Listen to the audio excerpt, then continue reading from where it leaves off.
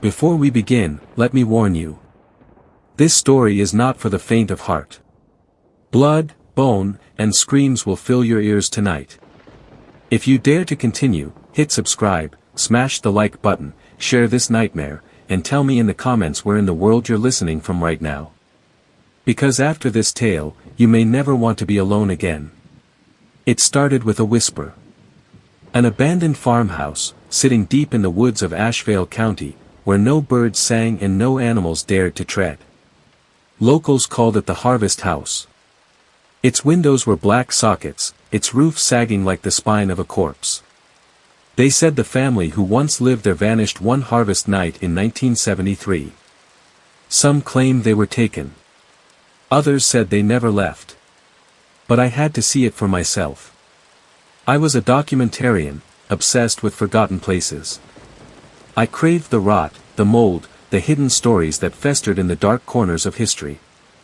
I believed every ruin had a memory, every abandoned wall a whisper of those who once lived within. And when I heard of the Harvest House, I knew I had found my next obsession. The road to it was long, winding, and cruel. Thick branches scraped against my car as I drove deeper into the woods. Fog rolled in, swallowing the path behind me until I felt as if I were driving into the throat of something alive. By the time I arrived at the property, the silence was suffocating. No wind. No birds. Only the crunch of my boots against dead leaves. The house rose before me like a corpse pulled from the soil. Every board was warped, nails jutting out like teeth, windows shattered into jagged eyes. The air smelled of rust and damp wood, like an old slaughterhouse. The front door hung crooked, its wood swollen with decades of rot. Carved into the frame were names. Dozens of them. First names, one after the other. Some were so old they were nearly erased by time. Others were fresher. And at the very bottom, etched deep into the wood, was mine. My name. As if the house had been waiting for me. I told myself it was a coincidence. Maybe some prank by teenagers. Maybe someone had heard of my work and decided to frighten me. But as I touched the letters, I felt the grooves were new. The wood still raw and splintered from the blade that had carved it. Inside, the air was heavy. The walls wept with rot, streaked black and brown like old blood. My flashlight swept across piles of broken tools, rusted farming blades, splintered boards, and bones. Small bones at first, animals, I thought. But then larger. A human femur, gnawed at the ends. A jawbone, teeth still intact. The kitchen was the first place that truly made me hesitate. The stove was blackened with soot, the counters crusted with something long dried. And the sink was filled with hands.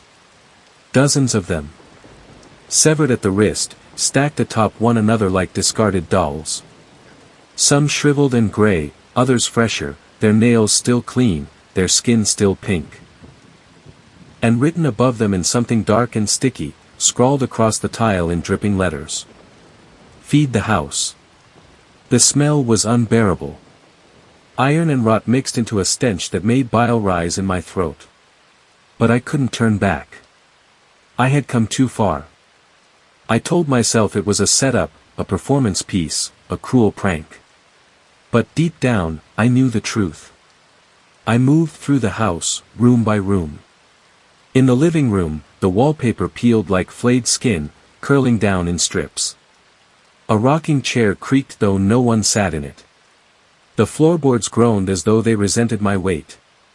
Upstairs, the hallway stretched longer than it should have, doors lining each side like teeth in a jaw. I opened the first door on the left. A bedroom. The mattress was split open, and spilling from inside weren't feathers but intestines. Long, winding ropes of guts, glistening wet, crawling with flies. The smell was thick, cloying, sweet and rotten. I stepped back, gagging, but something in the guts shifted. A twitch, a ripple. I realized with horror that they were still warm. The second door revealed a closet. But instead of coats, the inside was lined with skin. Sheets of it, tacked to the walls, stretched taut like wallpaper. Faces flattened into grotesque masks, eyes stitched shut, mouths open in silent screams. Some pieces were pale and dry, others fresh enough to glisten. My flashlight flickered. And that's when I heard it. A dragging sound. Wet and slow. It came from upstairs, from deeper in the hall. I followed it against every instinct, my heart pounding. At the end of the hall, a door was cracked open. I pushed it, and the sound grew louder. Inside, the floor was smeared with blood. And crawling across it was something I will never forget. A woman, or what was left of one.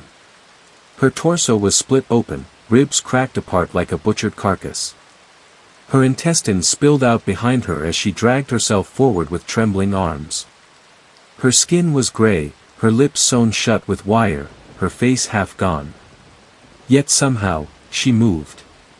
Somehow, she lived. She turned her head toward me, her eyes wide, frantic. She reached out with a trembling hand, and in her palm was a knife. Rusted, jagged, but sharp enough to gleam in the light. She pushed it toward me, begging without words.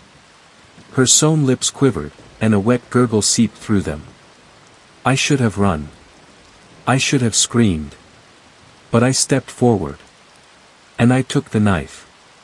Her eyes closed as if in relief, and her body went still. Lifeless. And from above, in the attic, I heard the sound of chains. The sound of chains echoed from the attic above. A slow, metallic sway that rattled through the bones of the house. My grip tightened on the knife, though I knew it wouldn't save me from whatever waited. The stairs to the attic groaned under my weight. Each step felt heavier, as if the house itself resisted my climb. The air thickened, warm and wet, the closer I got to the top. At the final step, the smell hit me. Copper, rot, and smoke. I pushed open the attic door. The hinges screamed. Chains hung from the rafters. Dozens of them, swaying in the gloom. And from those chains dangled things that once might have been human. Torsos stitched together, limbs fused at odd angles, heads nailed to shoulders that weren't theirs. Faces stretched and nailed flat against the beams, mouths gaping silently. And in the center of the room stood a table. Upon it was a pile of mouths. Just mouths. Torn from faces, stitched at the edges, stacked in a grotesque mound. They were alive. They screamed and moaned, teeth gnashing, tongues writhing. The sound of it filled the attic until my ears rang. The chains above creaked. I raised my flashlight just as something moved in the shadows. A figure, impossibly tall, stitched from the parts of many. Its head was nothing more than a collection of faces sewn together, lips mumbling, eyes blinking independently. Its arms ended in hooks of bone, dripping with gore. It turned toward me. And in that moment, I understood. The house wasn't empty. The house was feeding. I stumbled back, but the floor shifted beneath me. The wood boards pulsed. They weren't wood at all but veins, muscle, and skin stretched thin. The entire attic was alive. The figure stepped forward, hooks dragging sparks across the floor. It didn't lunge. It didn't rush. It only pointed, one gnarled limb raised toward the table of mouths. And then, in a voice made of dozens, it spoke. Feed the house. The pile of mouths screamed louder, teeth clacking, spittle flying. I fled. Down the attic stairs, heart hammering, the house closing in. The walls swelled, pushing inward. Doors slammed shut behind me. The kitchen door opened on its own, and I was herded back into the place where I first saw the sink full of hands. But the sink was overflowing now. The hands poured out, dozens of them, crawling across the floor, fingers clawing at my ankles. Their nails dug into my skin, tearing through my jeans, scraping flesh. I swung the knife, hacking at them. Each severed hand split into two, multiplying, writhing, clutching. Blood soaked the tiles, slippery under my feet. I hacked and screamed, but the more I cut, the more there were. They crawled up my legs, gripping, pulling me down. Their grip was icy cold, their touch unnatural. I stumbled back against the counter, slipping in blood. The house whispered in a chorus of 1,000 throats, "The harvest is near." The lights flickered, and the kitchen was gone. I was in a nursery now. A rocking chair swayed gently in the corner. A mobile of bones spun lazily above a crib. Inside the crib was a doll. But it wasn't made of cloth. It was stitched from human flesh, eyes painted on with blood, a mouth crudely carved into its face. Its chest rose and fell, as though it were breathing. I stepped closer against my will. My body moved, but it wasn't mine. I leaned over the crib. The doll's mouth opened wide, wider than it should have, tearing the skin of its face as it let out a wail. A baby's cry, shrill and piercing, but behind it was the guttural tone of something older. The mobile spun faster. Skulls clacked together. The rocking chair banged against the floor, harder and harder, until the legs splintered. And the walls of the nursery began to pulse, veins running beneath the wallpaper. Blood seeped through the seams, dripping down in rivulets. I backed away, knife trembling in my grip, and found myself once again in a hallway that stretched longer than it should have. Every door along it was open now. And every room contained horrors. A bathroom where the tub overflowed with blood, and bodies floated like bloated apples. A parlor where people were nailed to the walls, their stomachs cut open, entrails spilling down like curtains. A dining room where the table was set with organs served on fine china, and eyeless guests sat in rotting suits, forks clutched in skeletal fingers. And still, the house whispered. The walls vibrated with it. "Feed us. Feed us." I staggered into the basement door, drawn down by the smell. The steps descended into darkness. At the bottom, the walls glistened wet. Not stone, not wood, but muscle. The entire basement was a stomach, churning and heaving, dripping with acid that hissed where it touched the floor. And in the center, strapped to a table of bone, was another victim. A man, skin flayed from his body, chest cavity pried open with hooks. His lungs expanded and collapsed, each breath a wet gurgle. His eyes rolled in terror, fixed on me. "Kill me," he croaked, his voice shredded by agony. "Kill me before it eats me alive." But before I could move, before I could even think, the wall split open. A gaping maw, lined with teeth made of splintered wood and rusted nails, opened wide. The man screamed, blood bubbling from his throat, as the wall mouth clamped down. His body was ripped in half in a spray of gore, devoured piece by piece, his screams echoing long after he was gone. The house shuddered in pleasure. The walls dripped heavier. And I realized the truth. The harvest house wasn't haunted. It wasn't cursed. It was alive. A living organism. A parasite that had been feeding for decades, luring people in, swallowing them whole, and growing stronger with every meal. And now, it wanted me. The house was alive. Every wall, every beam, every stair. The harvest house had grown fat on blood for decades, and now it pulsed with hunger, veins throbbing under the wallpaper, muscles twitching beneath the floorboards. I staggered back from the basement, drenched in blood that wasn't mine. The stairs writhed under my feet, slick and alive. The air was hot, wet, and suffocating, like the breath of a beast. I stumbled into the hallway, my knife still clutched, though it felt as useless as a toothpick against the thing that surrounded me. The lights flickered, and the hallway stretched longer, doors multiplying until there were dozens on either side. Each door slammed open, and figures poured out. The family. The ones who had vanished in 1973. They weren't human anymore. Their faces had rotted into hollow masks, their eyes were black pits, and their mouths stretched impossibly wide. Skin sloughed from their bones as they moved, dripping in sheets, leaving trails of gore behind them. They carried tools, rusted scythes, saws, axes, pitchforks. Their movements were jerky, like puppets on strings, but their grins were wide and knowing. The father stepped forward, his skull cracked open, brains glistening, yet his voice was clear as he raised his axe. "The harvest is you." They rushed me. The first swing came fast, the scythe whistling past my face, tearing through my shoulder. I screamed, blood spraying against the walls. The second blow came low, a saw tearing into my thigh, cutting muscle down to the bone.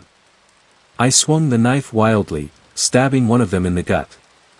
My blade slid in deep, but when I pulled it free, there was no blood, only writhing worms spilling out, squirming across my hand. The mother grabbed me by the hair, yanking my head back, her mouth opening wide, jaw unhinging until it split her face in two. Rows of teeth glistened inside, jagged and wet. She lunged for my throat, but I rammed the knife upward into her skull. She shrieked, black ichor spilling down my arm, and collapsed in a heap. The others didn't stop. The son, his face flayed away, swung a hammer into my ribs, cracking bone. The daughter dragged a sickle across my back, opening me from shoulder to hip. I fell to my knees, the knife slipping from my hand, blood pooling beneath me. And still, the house whispered. "Feed us. Feed us." The walls pulsed. Veins bulged. The ceiling split open, and from it hung tendrils of flesh, writhing, dripping blood. They lashed down, wrapping around my arms, my legs, dragging me upward. I screamed, struggling, but they were too strong. The family cheered, voices rising in a chorus of madness. The tendrils pulled me toward the ceiling, toward a hole that yawned open in the roof. It wasn't the sky above. It was a throat. A massive, glistening throat, lined with teeth. The entire house was opening to consume me. I fought. I clawed at the tendrils, tearing chunks of flesh away, but more grew in their place. My body was hoisted upward, closer and closer to the waiting maw. Below, the family danced in my blood, laughing, singing in voices not their own. I was inches from the throat when I saw them. The names. Carved into the ceiling, into the flesh itself, were all the names I had seen on the doorframe. Dozens, maybe hundreds, carved deep into the living tissue of the house. Each name pulsed, glowing faintly, like a heartbeat. And as I stared, I understood. These weren't victims. These were offerings. Every name carved into the house was claimed. The house didn't choose at random. It called its prey. It knew their names before they arrived. And mine was already written. The throat opened wider. Hot, fetid breath washed over me, stinking of bile and rot. Rows of teeth clicked together, eager. I screamed, thrashing, but it was useless. My chest was crushed by the tendrils, my vision blurring. And then, it happened. The knife. The one the woman had given me. It was still in my hand. I don't remember picking it up again, but it was there, warm, humming with something unnatural. I raised it high and drove it into the tendril wrapped around my chest. The house screamed. A sound so loud it shattered the windows, rattled my bones, and shook the ground itself. The tendrils writhed, releasing me. I fell, crashing to the floor in a pool of blood. The family shrieked, clutching their heads, their bodies convulsing. Their flesh tore away in strips, revealing raw muscle beneath. They collapsed one by one, writhing until they were nothing more than piles of gore. The house convulsed, the walls splitting, blood pouring down in rivers. The floor buckled, and I ran. Through the hallway, past the nursery, the kitchen, the rooms of horrors. Every step was a fight, the house collapsing, screaming, bleeding around me. I reached the front door. It was shut tight, the wood fused together, the frame pulsing like flesh. I slammed into it, knife in hand, hacking, carving. The house shrieked, the veins in the door spraying blood across my face. Finally, the wood split. Light poured through. I forced myself through the crack, stumbling into the night air. Behind me, the harvest house groaned, collapsing inward, blood spraying into the sky like a fountain. I collapsed to my knees in the dirt, gasping, covered in gore. The house was gone. Only a crater of blood and rot remained. I thought it was over. But when I looked down at my arm, I saw it. A name. Carved into my flesh, deep and raw. My own name. And beneath it, another. A name I didn't recognize. The next offering. The harvest house wasn't gone. It was never gone. It had only moved on, preparing for its next meal. And if you've heard this story, if you've listened to my words, maybe you've already felt it. The itch at the back of your neck. The sound of something moving in the walls when you're alone. The feeling that your name has been spoken, whispered by something you cannot see. Maybe the house has already called you. And maybe, it's coming.